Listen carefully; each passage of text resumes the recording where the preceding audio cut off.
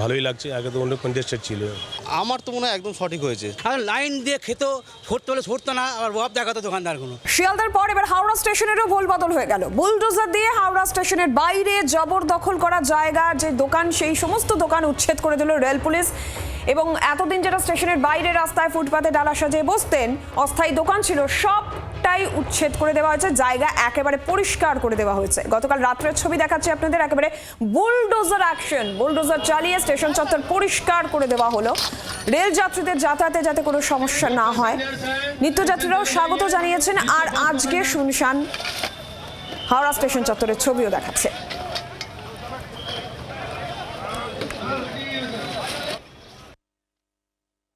অনেক সুবিধা হয়েছে, আগে অনেক ক্যাচড়া ছিল, লোকজন ভর্তি ছিল, যাতায়াতের অসুবিধা ছিল, এখন পরিষ্কার হয়ে গেছে, যাতায়াতের অনেক সুবিধা হচ্ছে। না, এখন তো ভালো হয়ে গেছে, আগে থেকে ভালোই লাগছে, আগে তো অনেক কনজেস্টেড ছিল। আমার তো মনে হয় একদম সঠিক হয়েছে। আর লাইন দিয়ে খেত, সরতে হলে সরতো না, আর অভাব দেখাতো দোকানদারগুলো।